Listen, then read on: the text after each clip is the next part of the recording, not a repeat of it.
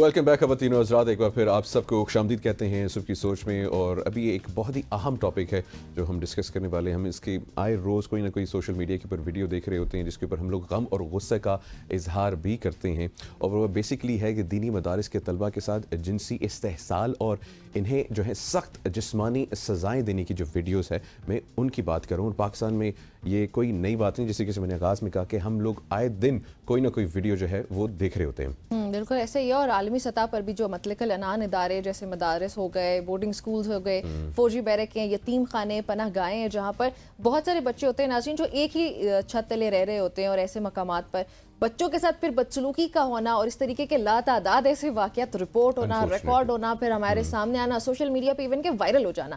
تو اس سب میں پاکستان بھی شامل ہے. لیکن پاکستان میں جو ہے وہ مذہبی افراد کی طاقتور لابی بھی ہے ناظرین، اور اسی لابی کی وجہ سے نا اکثر دینی مدارس یا ادارے جو ہیں ان میں بدسلوکی کی واقعات کا احتساب نہیں کیا جاتا ہے، بس صرف خبر دینے کی حد تک. وہ بھی نیچرلی کہیں جا کے سوشل میڈیا پہ چیزیں وائرل ہو جاتی ہیں، ہائی لائٹ ہو جائیں سوشل میڈیا، ہائی لائٹ ہو جاتی ہیں وہ بھی سوشل میڈیا پہ. پھر اس کے بعد کوئی کارروائی نہ ہونا، نڈر جو کارکنان ہیں یا جو متاثرین ہیں ان کی جانب سے پھر آواز اٹھائے جانے کے بعد ہی انصاف کی حصول کسی حد تک جا کے ممکن ہوتی ہے. اور پھر بالکل جی ایسے اور اسی اہم موضوع کے اوپر گفتگو کرنے کے لیے ہمارے ساتھ موجود ہیں مولانا ریاست حسین شاہ صاحب. انہیں خوشامدید کہتے ہیں. ریاست بھائی السلام علیکم، کیسے ہیں آپ؟ السلام ورحمۃ اللہ. اچھا، یہ بہت ہی ایک اہم موضوع ہے اور میں چاہوں گا کہ خواتین و حضرات اس کو بڑے غور سے سنیں. اور ابھی ہم نے بہت ساری ریسنٹ ویڈیوز بھی دیکھی ہیں جس پہ جسمانی استحصال ہے، مار پیٹ ہے، اور کچھ ایسے پرانے کیسز بھی ہیں جن میں ڈیتھس بھی ہوئی ہیں بچوں کی، اتنے ان کو مارا پیٹا گیا ہے. سب سے پہلے آپ کا اس کے اوپر کیا کامنٹ ہے؟ الحمدللہ والصلاۃ والسلام علی رسول اللہ، اما بعد. دیکھیں، جرم کرنے والا کوئی بھی ہو، چاہے وہ مذہبی طبقات سے تعلق رکھتا ہو یا غیر مذہبی کسی بھی حوالے سے، جرم کرنے والا مجرم ہے. جب اس کا وہ جرم ثابت ہو جائے تو اسے کسی بھی اعتبار سے، چاہے کوئی طاقتور ہو یا کوئی اپنی غربت کی وجہ سے معاف کروانا چاہے، کسی بھی صورت میں اسے معاف نہیں کیا جا سکتا. اس کا کڑے سے کڑا احتساب ہونا چاہیے اور اس کا ایسا اسے نشان عبرت بنایا جائے تاکہ لوگ دیکھ کر اس سے سیکھیں اور عبرت حاصل کریں اور اس طرح کے واقعات وہ ختم ہو سکیں. لیکن یہاں پہ آپ نے جیسے ذکر کیا، ظاہر ہے کہ دینی مدارس بھی ہیں، سکولز بھی ہیں، اور بہت ساری جگہ ہیں، بے شمار جگہ ہیں. ہمارا تو معاشرے میں جگہ جگہ یہی. اس کے بنیادی اسباب کیا ہے؟ اگر ہم اس کے بنیادی اسباب کی طرف آتے ہیں تو سب سے پہلا اور بنیادی سبب تو ہمارا ماحول اور معاشرہ ہے. کوئی بھی جاندار جو ہے وہ ماحول اور معاشرے سے سیکھتا ہے، چاہے وہ جانور ہی کیوں نہ ہو. ایک شہر کا بچہ وہ پیدائشی طور پہ خونخوار نہیں ہوتا، وہ بھی اپنے بڑوں سے سیکھتا ہے، معاشرے سے سیکھتا ہے. اسی طرح ایک انسان وہ سلیم الفطرت پیدا ہوتا ہے، فطرت سلیمہ پہ ہوتا ہے. بلکہ قرآن مجید اللہ تعالیٰ قرآن مجید میں اس بات کا تذکرہ فرماتے ہیں، فطرت اللہ التی فطر الناس علیہا. اور اسی طرح نبی کریم صلی اللہ علیہ وسلم نے فرمایا کل مولود یولد علی فطرت الاسلام، کہ ہر پیدا ہونے والا بچہ وہ فطرت اسلام پہ پیدا ہوتا ہے. تو یہ ماحول اور معاشرہ اس پہ ایسا اثر انداز ہوتا ہے کہ کبھی انسان مسلمان تو دور کی بات ہے، انسانیت کی حدوں کو بھی پار کر جاتا ہے اور وہ حیوانیت میں داخل ہو جاتا ہے اپنے ماحول اور معاشرے سے سیکھنے کے بعد. اسی طرح اس خرابی کا دوسرا بڑا سبب جو ہے وہ والدین سے دوری بھی ہے، کہ جب والدین اپنے بچوں کو اپنے قریب نہیں رکھتے اور ان کے ساتھ دوستانہ تعلقات نہیں رکھتے تو وہ بچہ جا کے دوستوں کے ساتھ تو بات شیئر کر سکتا ہے، وہ بچہ جا کے باہر تو بات شیئر کر سکتا ہے، لیکن وہ اپنے والد کے سامنے یا اپنی والدہ کے سامنے ذکر نہیں کر سکتا. کیونکہ اگر اس نے وہ ذکر کیا تو اسے خطرہ ہوتا ہے کہ مجھے مزید ڈانٹ پڑے گی، مجھے مزید جھڑکا جائے گا. اور والدین کے ساتھ ہم نے اتنی دوری کی راہیں اختیار کر لی ہیں. اور خاص طور پر ہمارے جو گاؤں دیہاتوں کا ماحول ہے وہاں تو یہ صورتحال ہے کہ بچے جو ہیں وہ خود بھی بوڑھے ہو جاتے ہیں لیکن وہ اپنے بوڑھے والدین کے سامنے بات نہیں کر سکتے، اپنا معافی ضمیر نہیں بیان کر سکتے کہ ہمارے مسائل کیا ہیں یا ہمیں ضرورت کس چیز کی ہے. یہ بھی ایک بڑا اہم مسئلہ ہے، یہ بھی ایک بڑا اہم مسئلہ ہے. لیکن کچھ والدین تو وہ جو اس اطمینان اور اس جو ہے نا قلب سکون سے جو ہے اپنے بچوں کو سکولز، کیڈٹ کالج یا جو ہے مدارس میں بھیجتے ہیں، پھر ان کے ساتھ جو یہ سلوک ہوتا ہے، یہ وہاں پہ آپ کو نہیں لگتا جو ٹیچرز ہیں، میں سب کی بات کروں تاکہ کوئی ایک کسی کو پوائنٹ آؤٹ نہیں کر رہے ہیں ہم لوگ یہاں پہ، جس سے کہ پورے معاشرے میں یہ ساری چیزیں ہوتی ہیں، اس کی بیسک ریزن آپ کو کیا لگتی ہے؟ کہ وہ ایک جہالت ہے یا وہ ایک الٹریسی ہے کہ وہ انہوں نے دین نہیں پڑھا کہ کس طریقے سے آگے ٹریٹ کرنا ہے؟ اور اور اسی میں ایڈ کرتی چلوں کہ جو دینی مدارس ہے نا، اگر صرف اس کی بات کریں کہ بدسلوکی کے واقعات کا سامنے آنا، جنسی زیادتی ہوگی، کچھ بھی ہو گیا، اس سے نا یہ بات تو واضح ہو جاتی ہے کہ یہ لوگ دینی نہیں ہیں.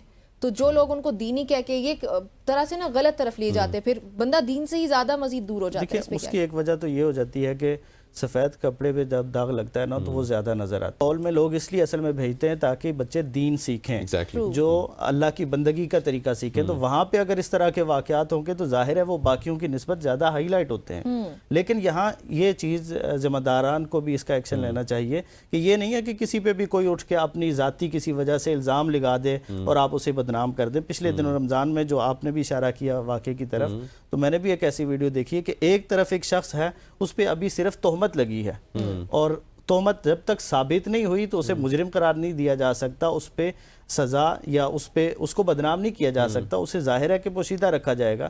لیکن جب ثابت ہو جائے تو پھر اسے نشان عبرت بنایا جائے. تو یہ جو تہمت لگانے والے ہیں، بعض جگہوں پہ ایسا بھی ہوتا ہے، ہمیشہ ایسا نہیں ہے کہ کسی نے بھی کسی کے بارے میں کہہ دیا تو وہ سچ ہی کہا ہے، پروپیگنڈا ہوتا ہے، بہت بڑی حد تک یہ پروپیگنڈا. مطلب کسی کا کوئی ذاتی معاملہ ہوتا ہے تو اس کو بدنام کرنے کے لیے بھی ایسے واقعات ہوتے ہیں.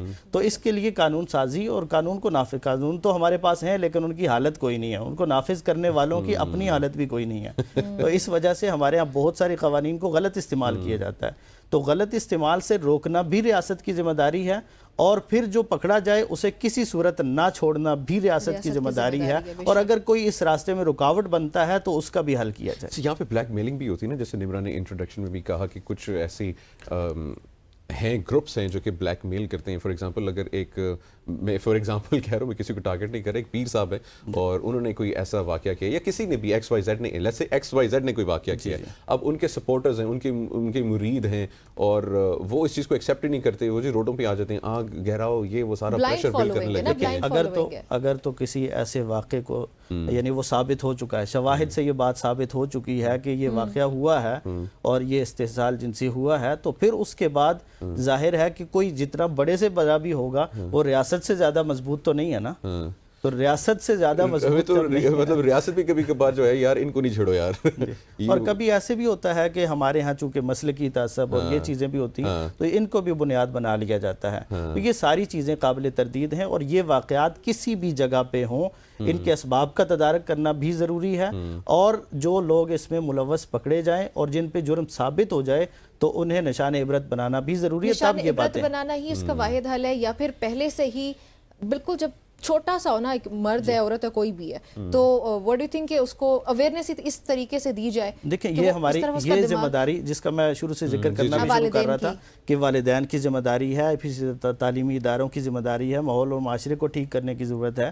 ہمارے ہاں بچے کو شروع میں تو اس پہ بڑا اعتماد کیا جاتا ہے، اور جب وہ بے راہ روی کا شکار ہو جاتا ہے تو پھر والدین روتے ہیں، جی بچہ ہماری بات نہیں مانتا، بچہ ہماری نہیں سنتا، اور وہ پتہ نہیں کن دوستوں کے ساتھ گھومتا پھرتا ہے. تو جب وہ گھر سے نکلتا ہے تو ہمیں پتہ ہونا چاہیے کہ یہ کن لوگوں کے ساتھ جاتا ہے، یہ اچھے لوگوں کے ساتھ جاتا ہے یا برے لوگوں کے ساتھ جاتا ہے. اللہ کے رسول صلی اللہ علیہ وسلم نے فرمایا المرء علی دین خلیلی، کہ انسان اپنے دوست کے دین پہ ہوتا ہے، جس کے ساتھ اٹھتا بیٹھتا چلتا پھرتا ہے اس کے وہ طریقہ کار پہ ہوتا ہے. فَلْيَنْظُرْ أَحَدُكُمْ مَنْ يُخَالِلُ، تو اللہ کے رسول نے فرمایا تم میں سے ہر بندہ دیکھ لے کہ وہ اپنا دوست کس کو بنائے ہوئے ہے.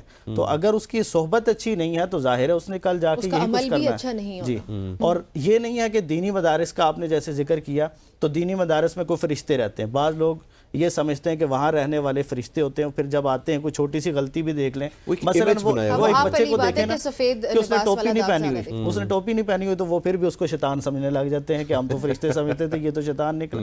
تو یہاں پہ چیزیں ذرا ہائی لائٹ زیادہ ہوتی ہیں. حالانکہ مار پیٹ جو ہے یہ ہر جگہ بہت ہو رہی ہے، یہ دینی مدارس میں بھی ہوتی ہے، یہ اسکولوں میں بھی ہوتی ہے، اور اس کا بھی تدارک ضروری ہے. جب تک اس کا حل نہیں ہے، جب بچے کو آپ استاد کے حوالے کر کے یہ کہہ دینا کہ آپ اس کے ساتھ جو مرضی کریں، ہماری طرف سے آزادی ہے، تو یہ آغاز ہے برائی کا. یہاں سے بات شروع ہو پوچھنا چاہوں گی ناظرین کے لیے کہ ایک یہ بھی ہے نا کہ فار ایگزامپل 7 سال کی عمر میں نماز فرض ہو جاتی ہے. اگر 7 سال کی عمر سے بچہ نہیں پڑھتا ہے، 10 سال تک اس کو بتائیں سکھائیں. اگر 10 سال میں بھی نہیں پڑھتا تو آپ اس کو تھوڑا بہت جھنجھوڑ سکتے ہیں، مار پیٹ. اچھا، وہ مار پیٹ کا ہمارے ہاں کانسیپٹ اتنا غلط ہو گیا شاید کہ اس مار پیٹ کو تشدد بنا دیا گیا ہے. تو وہ کتنا، وہ بتائیے گا کہ وہ مار پیٹ جو ہے نا وہ کس قسم کی مار پیٹ کا جو ہے ہمارے دین بھی کہتا ہے. مار پیٹ کی جو اجازت ہے وہ اصلاح کے لیے ہے، وہ تعدیب کے لیے، ادب سکھانے کے لیے ہے. وہ اپنا بدلہ لینے کے لیے یا اپنے نفس کی تسکین Frustration کے لیے نکالنے کے لیے نہیں نہیں ہے. ہے. ہمارے یہاں مار پیٹ ہوتی ہے کہ اگر بچے نے کوئی بدتمیزی کر لی تو جب تک میرے نفس کو تسکین نہیں ملتی نا میں اس کو مار کے اس سے تسکین حاصل کرنا چاہتا ہوں. تو اس کی ایسے کئی واقعات ہمارے سامنے آئے ہیں کہ جہاں بچوں کو جان سے مار دیا گیا. اور وجہ کیا ہے کہ بچے نے یا تو سبق یاد نہیں کیا. اگر سبق یاد نہیں کیا تو کیا اس کا یہ حل ہے تھپڑ مار دیا جائے یا کیا؟ دیکھیں ویسے بھی مار کی حدود اللہ تعالیٰ نے مقرر کی ہیں. ایک تو چہرے پہ نہیں مار سکتے. ہمارے ہاں جب مارا جاتا ہے تو سب سے پہلے چہرے پہ ہی تھپڑ مارے جاتے ہیں. چاہے وہ کسی کو بھی مارا جائے, چاہے اولاد کو مارا جائے, چاہے بعض گھروں میں بیوی کو بھی ایسے ہی سمجھا جاتا ہے. ٹیچر اگر اپنے شاگرد کو مارتا ہے وہ بھی چہرے پہ. حالانکہ چہرے پہ تو جانور کے چہرے پہ مارنے سے بھی اللہ کے رسول نے منع کیا ہے. کسی انسان کا چہرہ تو کتنا معزز ہے, اور وہ چہرہ جو اللہ رب العالمین کے لیے جھکتا ہے اور اللہ کے سامنے وہ نظر و نیاز اور راز و نیاز کرتا ہے, اس کی تو بات ہی کوئی اور ہے. اسی طرح مار میں یہ بھی ہے کہ وہ ایسی مار نہ ہو کہ جس سے جسم پہ نشان پڑ جائیں. ہمارے ہاں تو ماری ایسی اس کو سمجھا جاتا ہے جس سے نشان نہ پڑے لے کے, اور کبھی اور پھر غیر اخلاقی سزائیں آپ دیکھیں ہمارے ہاں جو آپ کو بھی پتہ ہی ہوگا, کان پکڑائے جاتے ہیں. یہ کوئی انسانیت عزت نفس کو جو ہے عزت نفس کو بالکل مجروح کیا جاتا ہے. اور اس طرح کا بچہ کل پھر جب بگڑتا ہے نا تو وہ کسی کام وہ بڑے بڑے جرائم کا ارتکاب کرتا ہے. تو اگر سزا ہے بھی تو سزا اصل میں اس کو مارنے کے لیے, اسے درد پہنچانے کے لیے یا اپنے نفس کی تسکین کے لیے نہیں ہے.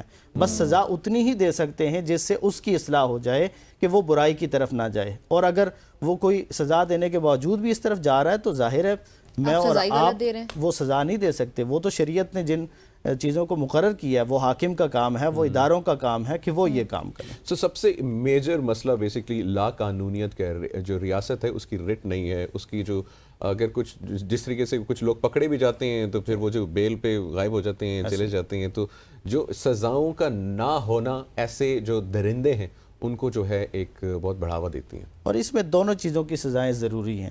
جس کا جرم ثابت ہو جائے اسے بھی سزا, اسے کوئی معافی نہیں. اور جس نے الزام لگایا اور ثابت نہیں کر سکا تو اسے بھی سزا. تب یہ قانون جو ہے بہت بڑی بات ہے اور ہم لوگ بڑا کیجولی دیکھیں الزام لگانا تو ایسا کام ہے کہ اگر کسی نے چوری کی ہے نا اور چوری کا الزام لگایا تو 2 گواہ چاہیے. کسی نے اگر قتل کا الزام لگایا تو 2 گواہ چاہیے. لیکن اگر کسی نے بدکاری کا الزام لگایا تو 4 گواہ چاہیے. سب سے زیادہ گواہ بدکاری کے الزام پہ ہیں. 4 گواہ چاہیے, اور اگر 4 پورے نہیں ہوتے 3 ہو جاتے ہیں تو الزام لگانے والے کو بھی سزا ملے گی, 80 کوڑے اسے بھی لگیں گے. اور پھر جن تینوں نے گواہی دی ہے تو 4 پوری نہیں ہو سکے, ان گواہوں کو بھی ساتھ سزا ملے گی کہ ان کی بات بھی سچی نہیں. اتنا اللہ تعالیٰ نے. اسی بھی میرے ایک ذہن میں سوال آیا کہ یہ جو گواہان کی ضرورت ہوتی ہے, ابھی تو ہم لوگ دیکھتے ہیں کہ ویڈیوز بن جاتی ہیں, سی ٹی وی کے اندر کیمرے لگے ہوتے ہیں رومز کے اندر, وہ ریکارڈ کر لیتے ہیں وہ تشدد یا وہ جو زیادتی ہے جو کیسز آتے ہیں. تو اس میں بھی ایسا ہی ہے یا ویڈیو کافی انف ہے؟ ویڈیو شرعی اعتبار سے تو صرف کافی نہیں ہے, کیونکہ اس میں آپ کو پتہ ہے کہ بہت سارے ایسی چیزیں ہیں, ایڈیٹنگ ہو جاتی ہے اور بہت ساری وہ ہیں. لیکن عام طور پہ یہ ہوتا ہے کہ جب ویڈیو سامنے آ گئی تو مجرم خود اعتراف کر لیتا ہے. ویڈیو کے سامنے آنے پہ اعتراف سب سے بڑا ثبوت کا ذریعہ ہے کہ کوئی مجرم خود یہ اعتراف کر لے کہ یہ میری ویڈیو. آپ نے اس کو ویڈیو دکھائی اور اس نے مان لیا کہ یہ میں ہی ہوں, میرے سے غلطی ہوئی ہے, تو وہ جرم ثابت ہو گیا.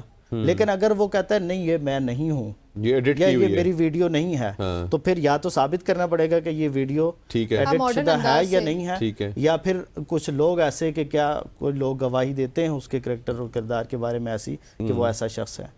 کچھ بچوں کو بھی تو خوف زیادہ کر دیتے ہیں, ان کو ڈرا دیتے ہیں, دھمکا دیتے ہیں, اسپیشلی بچوں کو. اگر تم نے گھر جا کے بتایا کسی کو تو میں تمہیں مار دوں گا, تو وہ ہوتے بھی وہاں پہ اکیلے ہی ہیں, تو وہاں پہ تو گواہ تو ہوتے ہی نہیں ہیں. تو پھر ایسے کیس کو ہم لوگ کس طریقے سے ٹریٹ کر سکتے ہیں؟ مطلب ایسے کیس میں بنیادی چیز تو یہی ہے کہ جب ویڈیو بن جاتی ہے تو وہ لوگ اعتراف کرنے پہ مجبور ہوتے ہیں, وہ اب جا نہیں سکتے, راہ فرار اختیار نہیں کر. اور اگر ایسا کوئی شخص جس کے بارے میں ابھی گواہ تو مکمل نہیں ہے لیکن اسے پکڑ لیا گیا ہے اور وہ اعتراف کر لے گا, یعنی جرم اسی کا ہے اگرچہ وہ ابھی اعتراف نہیں کر رہا, تو اسے اتنی سزا بھی دی جا سکتی ہے ریمانڈ پہ کہ وہ اعتراف خود ہی کر لے. تو جب وہ اعتراف کر لے گا تو ظاہر ہے یہ بات ثابت ہوگی. चलें जी, मौलाना रियासत साहब बहुत बहुत शुक्रिया हमें ज्वाइन करने के लिए। बहुत ही अहम मौज़ूअ था जिसके ऊपर आपने गुफ्तगू फरमाई है। और ख़वातीन व हज़रात, इसका जो है लुब लुबाब जो है, इसके कंक्लूजन में मैं यही कहना चाहूँगा कि सज़ाएँ जो है ना एक मुआशरे के अंदर जो हैं वो अगर ना हो तो फिर जंगल का कानून होता है और फिर यहाँ पे हर दरिंदा जो है वो खुलेआम फिरता है। और फिर हम देखते हैं वो वीडियोज़, वो तशद्दुद की, वो ज़्यादती की वीडियोज़ जो कि हमारे दिल को तकलीफ़ पहुँचाती हैं, बल्कि पूरे मुल्क का जो एक इंटरनेशनल इमेज है उसको तबाह कर देती है। बिल्कुल ऐसे ही है, जब तक कानून राज नहीं होगा, जब तक सजाएं, शरई सजाएं जो है वो नहीं दी जाएंगी, तो फिर तो क्योंकि डर नहीं होता ना किसी इंसान को भी, वो कुछ भी कर लेता है और वो फिर इसी वजह से जब सजाएं नहीं दी जा रही होती हैं। और हमारे माशरे में नाज़रीन आजकल जो ज़्यादातर बुराइयां हैं और बहुत हद तक वो बढ़ती भी चली जा रही हैं, उसकी वजह सिर्फ यही है कि सजाएं नहीं दी जा रही हैं। तो हमारी स्टेट को जो है अपनी रिट कायम करने की इस मौके पर बहुत ज़्यादा ज़रूरत है। प्रोग्राम का वक्त ख़त्म हो जाता है, हमें इजाज़त दें, अपनी फीडबैक भी ज़रूर दें, अपना और अपनों का बहुत सारा ख्याल रखिएगा। अल्लाह हाफ़िज़।